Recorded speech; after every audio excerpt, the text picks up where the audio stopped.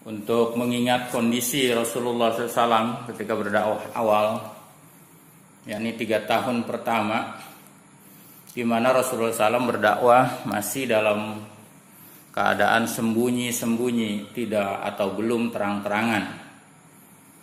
Tetapi ketika sudah 2 tahun ke sana, hampir mendekati 3 tahun, maka meskipun sembunyi, orang-orang Arab sudah mulai tahu tentang dakwahnya baginda Rasulullah SAW.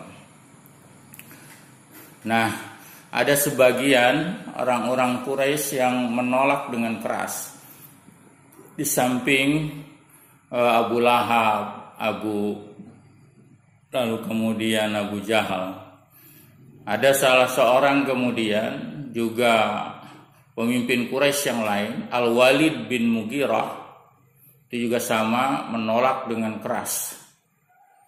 Nah, hal-hal yang diterima oleh Rasulullah SAW, keadaan berdakwah seperti ini, maka kemudian Allah memberikan ajaran untuk mendiamkan mereka, tidak membalasnya dengan reaktif, tidak membalasnya dengan hal-hal yang lebih keras atau kasar. Ini bisa kita tangkap dalam surat Al-Mudaththir, lanjutan kita tentang kajian ini, yakni ayat 11. Allah Subhanahu wa taala berfirman, "Darni wa man khalaqtu wahida." Kata Allah, katanya, dar, tinggalkan olehmu Muhammad, ni, menjadi urusanku, yaitu waman, kepada orang yang khalaqtu, yang aku telah menciptakan, wahidan, sendiri. Jadi kalau kita membaca atau belajar historiografi Al-Quran, ternyata dakwah itu Rasulullah SAW tidak pernah melalui kekerasan. Ini yang harus digarisbawahi dalam berdakwah. Bahkan ketika ada salah seorang orang Quraisy yang begitu kasar pun dengan Rasulullah, maka Allah menyuruh justru tinggalkan dia, biarkan dia, itu urusanku.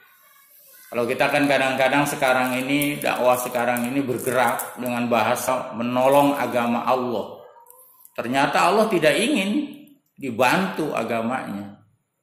Orang-orang yang memang menolak dakwahnya Rasulullah, biarkan saja, biar aku yang mengurusnya, gitu. Tidak perlu engkau kemudian merusak akhlakmu untuk menghadapi mereka. Biarkan mereka itu, aku yang nanti akan menjadi urusan mereka. Kata Allah, "Darni wa man khalaqtu wahida." Tinggalkan olehmu Muhammad orang-orang seperti itu, biarkan aku yang melakukannya, karena aku menciptakan dulu mereka dalam keadaan sendiri. Allah sendiri yang menciptakannya. Lalu kemudian ayat 12, kenapa mereka kemudian mengalami atau keangkuhan ketika diajak beriman oleh Rasulullah? Maka kata Allah, "Wa ja'altu lahum malan mamduda." Aku jadikan mereka itu mempunyai malan, harta yang mamduda, yang banyak, yang panjang. Salah satu yang membuat mereka sombong adalah karena mereka dianugerahi orang-orang yang menolak agama Rasulullah, adalah diantaranya adalah orang-orang yang berharta. Ayat ke-13-nya, wa banina syuhuda, dan kami jadikan mereka, orang-orang yang menolak ajaran agama itu adalah orang-orang yang banina, orang-orang yang mempunyai anak yang banyak, syuhudan, yang selalu bersama menyaksikan. Jadi ada 2 hal yang membuat orang-orang Arab menolak ajakan Rasulullah, yakni karena mereka orang hartawan, kedua karena mereka banyak anaknya. Saya sudah berulang berkali-kali dalam forum tafsir, dimanapun orang-orang Quraisy itu menunjukkan kehebatan mereka. Dalam bahasa orang Quraisy adalah karim, orang-orang mulia, adalah ketika hartanya banyak, anaknya banyak, lalu kemudian pengikutnya banyak, plus istrinya banyak. Maka mereka menganggap hal-hal itu menjadi tanda-tanda kehebatan mereka. Dan saya juga sudah berapa kali mengulang-ulang dalam kajian tafsir bahwa orang Arab itu tidak pernah mempunyai istri satu. Rata-rata lebih dari 10, bahkan bisa yang sampai 80, 90 mereka itu istrinya. Maka ketika kemudian ada ayat yang membatasi 4, maka orang Arab meresponnya menganggap 4 itu terlalu sedikit, hingga mereka ada gejolak penolakan. Lalu ayat 15, sumayat ma'u an azida wa mahadtu lahu tamhida. Lalu kemudian kata Allah ayat 14-nya, wa mahadtu, dan aku lapangkan lahu buat dia, tamhida, lapangkan kekuasaannya, rizkinya, tamhida, dengan selapang-lapangnya. Kami mudahkan mereka untuk mendapatkan kekuasaan dan harta. Ayat 15, sumayat ma'u an azida, tetapi mereka sudah dianugerahi harta yang banyak, pengikut yang banyak, menjadi pemimpin. Lalu mereka masih berharap an azida, bahwa Allah menambah kenikmatan itu. Tetapi kemudian mereka menolak untuk beriman dakwahnya Rasulullah SAW. Ayat 16, kalla, maka kata Allah katanya, kalla,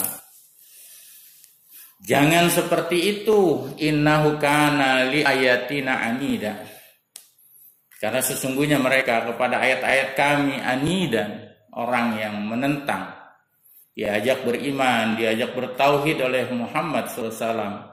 Tapi mereka merasa bahwa mereka banyak hartanya dan banyak anaknya, banyak pengikutnya. Mereka menolak.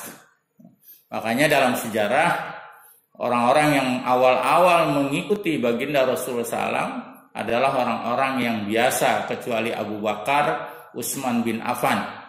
Mereka itu memang dari awal adalah orang-orang yang hartawan. Tetapi umumnya yang mengikuti Rasulullah SAW adalah orang-orang yang biasa. Ayat 17, maka nanti saurhikuhu sa'uda, maka akan kami, kata Allah, akan kami bebani dia sa'udan, dengan pendakian yang memayahkan, yaitu beriman kepada Allah, membelanjakan hartanya, dan menjadikan anak-anak mereka aset akhirat. Bagi mereka orang Arab pada saat itu menjadi sesuatu yang berat sekali.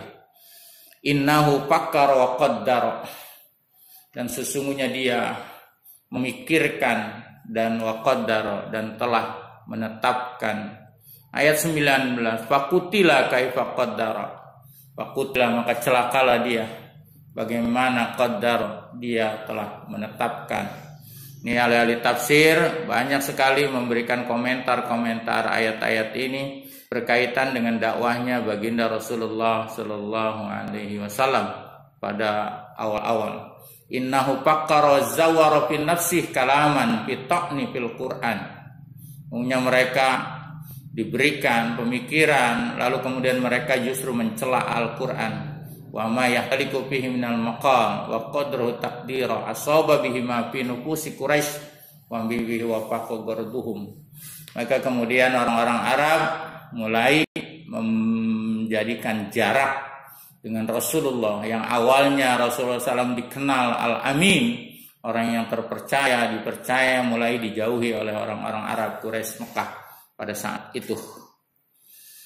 Lalu kemudian kata Allah ayat 20-nya, tsumma qutila kaifa qaddar, diulang-ulang, tsumma nadar, kemudian dia memikirkan, tsumma abasa wa basar, maka kemudian mereka berpaling. Dia orang Arab Quraisy berpaling wa basara, dan dia memasamkan mukanya. Lalu tsumma adbara wastakbar, lalu kemudian dia, salah satu orang Quraisy Mekah, membelakanginya, wastakbar, dan dia sombong dengan menolak dakwahnya Rasulullah SAW. Faqala, maka dia kemudian berkata, salah seorang penguasa atau tokoh Quraisy, inna hadza illa sihrun yu'sar. Sesungguhnya ini yang kita dengar, Al-Quran yang dibacakan oleh Muhammad, itu adalah illa sihrun, tidak ada lain kecuali sihir yang yu'saru, yang memberi bekas. Dalam tafsir katakan sihrun, yang pelajari, tetapi makna asalnya adalah sihir yang memberikan bekas. Ketika orang-orang Arab sebagian mendengar ayat Quran dibacakan, Ada yang kemudian hatinya tergetar. Maka sebagian orang Arab mengatakan Muhammad membacakan sihir, membacakan mantra. Makanya disebutnya Nabi Muhammad, ada yang mengatakan majnun, ada yang mengatakan syair, penyair. Karena apa yang didengarkan dari Al-Quran banyak orang yang tergerak. Walaupun ada orang yang tetap menolak dakwahnya baginda Rasulullah SAW. Inilah dakwah yang dalam bahasa tauhid Rasulullah SAW tetap dalam sifat basyariah, dalam sifat kemanusiaan. Rasulullah SAW dituntut untuk berjuang sungguh-sungguh dalam berdakwah. Ayat 25, Inna hadza illa qaulul bashar. Mereka mengatakan tidak ada lain Quran ini illa qaulul bashar, kecuali perkataan manusia. Ini adalah omongannya Muhammad dan seterusnya. Nanti mereka ditantang oleh Al-Quran, kalau memang ini adalah perkataan manusia, silahkan kalian membuat seperti Al-Quran. Ayat 26. Sauslihi sakor. Maka kalau mereka menolak saja dari dakwahnya Muhammad SAW, seakan usli, aku masukkan dia sakor, ke dalam neraka sakor. Sudah mulai Allah memberikan ancaman-ancaman kepada orang-orang yang menolak dakwahnya baginda Rasulullah SAW. Bahkan Allah mengatakan akan kami masukkan orang yang menolak dakwahnya Rasulullah SAW sakor, ke dalam neraka sakor. Ini dakwahnya bukan dakwah tarbiyah ya, ini adalah dakwah mengajak kepada keislaman orang-orang Quraisy Mekah. Jangan nanti ini jadi senjata sama ustadz, jadi senjata oleh ustadz. Siapa yang menolak dakwah nanti masuk neraka sakor gitu. Tidak ada seperti begitu. Itu makan tarbiyah. Kemarin kita sesama muslim berdakwah, menolak atau tidak, itu bukan sesuatu hal yang bermasalah. Ini mah diancam dengan neraka sakor adalah ketika orang yang tidak beriman diajak untuk bertauhid kepada Allah, maka mereka menolak, Allah langsung mengancam akan aku masukkan dia ke dalam neraka sakor. Sudah mulai diberi pemahaman tentang akhirat, bahwa di akhirat nanti ada tempat penyiksaan. Mulai Allah mengenalkan salah satu nama neraka yang disebut dengan sakor. Lalu kemudian Allah menjelaskan lagi, wa ma adraka ma sakor. Apakah dia memberitahu kepadamu Muhammad ma sakor? Apa itu sakor? Kalau dalam kitab tafsir-tafsir dijelaskan kalau dimulai dengan ma'adroka itu biasanya pertanyaan yang jawabannya agak abstrak. Tidak bisa dijelaskan secara detail. Wa ma'adroka ma Lailatul Qadar, dan tahukah kalian apa itu Lailatul Qadar? Dimulai dengan pertanyaan ma'adroka. Biasanya penjelasan Lailatul Qadar menjadi tidak jelas, abstrak. Karena memang kapan terjadinya Lailatul Qadar. Kalau bagi orang yang meyakini tiap Ramadan ada Lailatul Qadar, maka kapan waktunya, terjadinya tanggal berapa dan seterusnya, itu menjadi persoalan dan pembahasan yang tidak akan ada habis-habisnya. Karena setiap Quran yang dimulai dengan ma'adroka, maka jawabannya bisa akan abstrak sekali. Lalu kemudian kata Allah ayat 28-nya, setelah Allah bertanya, dan tahukah engkau Muhammad apakah itu sakor?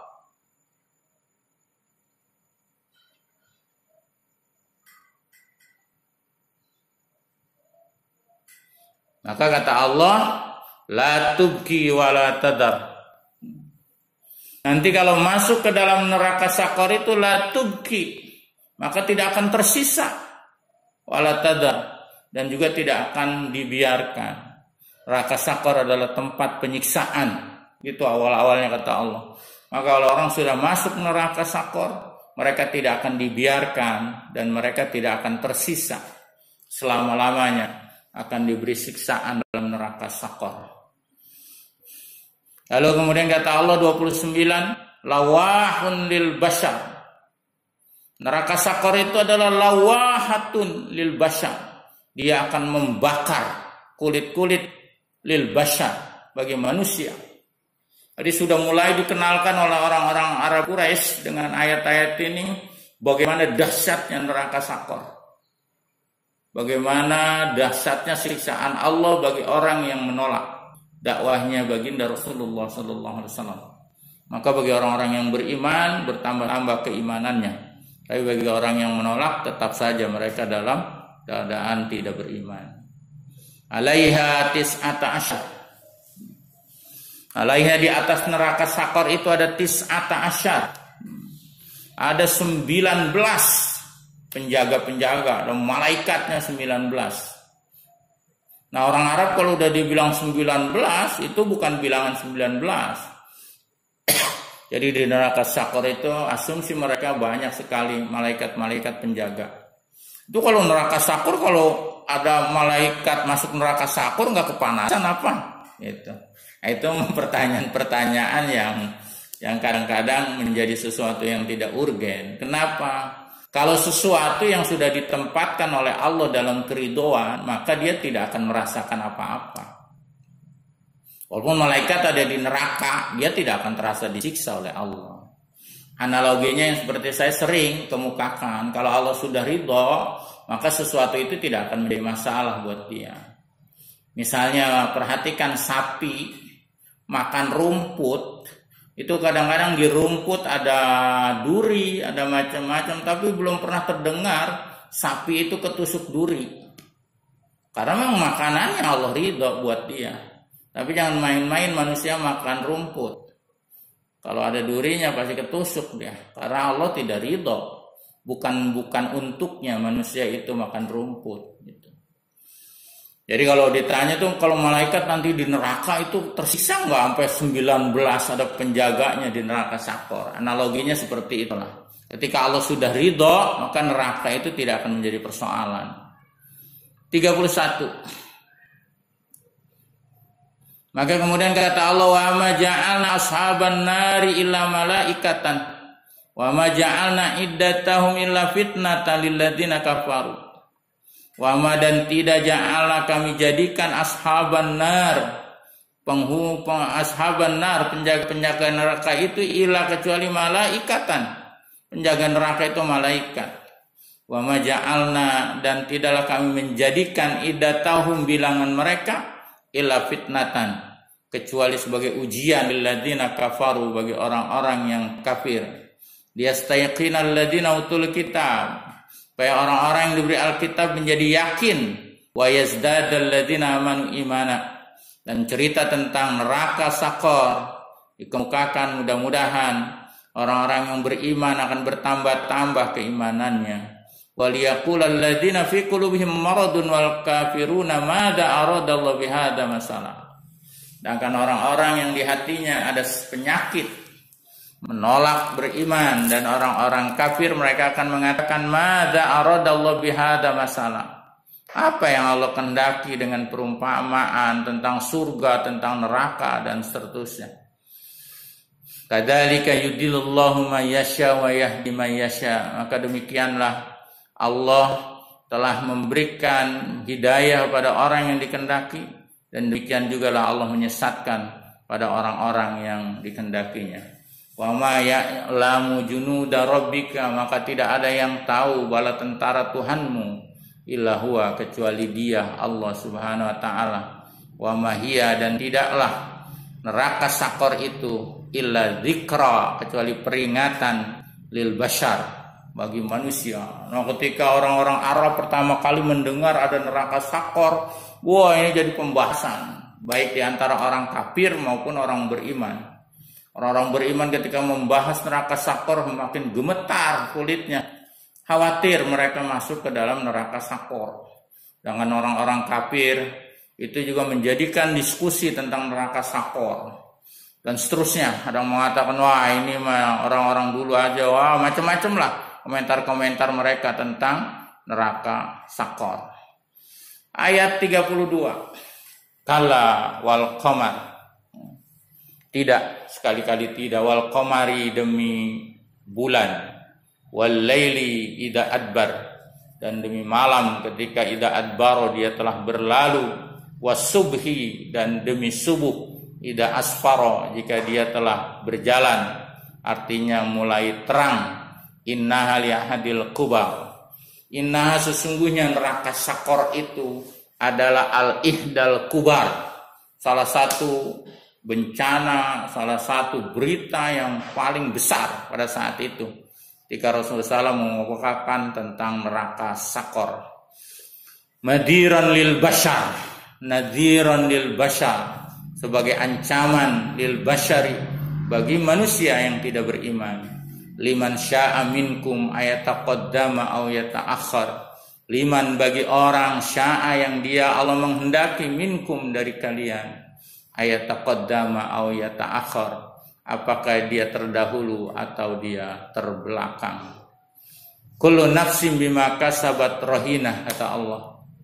Maka setiap jiwa bima dengan barang yang kasabat diusahakan, rahinatun, apa yang diusahakan oleh orang tersebut. Kita semua akan kita dapati kelak di akhirat apa yang kita lakukan di dunia ini. 39, ila ashabal yamin, kecuali golongan-golongan kanan. Mereka itu fi jannatin yatasaalun, mereka berada di dalam surga di mana yatasaaluna, mereka saling bertanya, mereka berbicara, mereka ngobrol. Anil mujrimin, membicarakan tentang orang-orang yang berdosa yang telah masuk neraka sakor. Masalakakum fi sakor, di antara orang ahli surga itu berbicara, masalakakum fi sakor, apakah yang masukkan mereka ke dalam neraka sakor? Qalu, ahli surga mengatakan, lam yakun minal musallin. Di neraka sakor itu satu adalah orang-orang yang tidak mengerjakan sholat. Walam takun nut'imul miskin. Di neraka sakor itu karena tidak memberi makan pada orang-orang yang miskin. Wa kunna nakhudu ma'al haidin, dan mereka itu suka ngumpul, ngerumpi bersama orang-orang yang tukang merumpi, membicarakan yang batil. Hati-hati tuh yang tukang ngerumpi, mau bawa bapak mau emak-emak, kumpul, hati-hati kalau kumpul ngomongnya. Kalau asal ngumpul ngomongnya yang tidak benar, maka di dalam neraka sakor tempatnya. Nanti kalau ditanya mereka bilang, wa kunna nakhudu ma'al khaidin, dulu kami di dunia suka ngerumpi-rumpi, ngomongin orang dan seterusnya. Ma'al khadi'in, bersama orang-orang yang merumpi. Wa kunna nukadziba biyaumiddin, dan neraka sakor tempatnya adalah ketika kami mendustakan tentang yaumiddin, hari pembalasan. Jadi Allah memberikan tentang berita neraka sakor, sekaligus kemudian Allah juga memberikan tentang orang-orang yang kriteria orang-orang yang akan masuk neraka sakor. Mereka tidak sholat, mereka kemudian tidak peduli dengan sekelilingnya, tidak mau memberi makan orang-orang yang miskin. Hatta atana al-yakin, sampai datang kepada kami al-yakin, kematian. Fama tanfa'uhum syafa'atas syafi'in, maka tidak ada yang bermanfaat buat mereka syafa'atas syafi'in, syafaatnya orang-orang yang memberikan syafaat ketika orang sudah masuk neraka. Famalahum anit tadhkirati mu'ridin, lalu maka kenapa lahum buat ahli-ahli neraka anit tadhkirah, dari tadhkirah peringatan, kenapa mereka mu'ridin, berpaling? Ka'annahum humrun mustafiratun, ka'annahum, seolah-olah mereka itu humrun, keledai yang liar, yang mustanfirah, yang terkejut. Maksudnya kalau kuda tuh lagi jalan dikagetin, maka kuda itu larinya akan tidak jelas. Seperti itulah orang-orang yang kafir ketika diberi peringatan oleh Allah dengan lisannya Nabi Muhammad SAW. Mereka seolah-olah kabur, tidak jelas. Parrot min qaswarah, seperti lari daripada singa. Bal yuridu kullum ri'in minhum ayuta suhufam munasyarah. Bal yuridu, bahkan bermaksud siapa, kullum ri'in, setiap orang, minhum, dari mereka, ayuta suhufam munasyarah, yaitu suhuf-suhuf, lembaran-lembaran amal yang mereka terbuka. Kala bal la yakhafunal akhirah. Sekali-kali tidak, tapi mereka adalah orang-orang yang tidak takut dengan akhirat.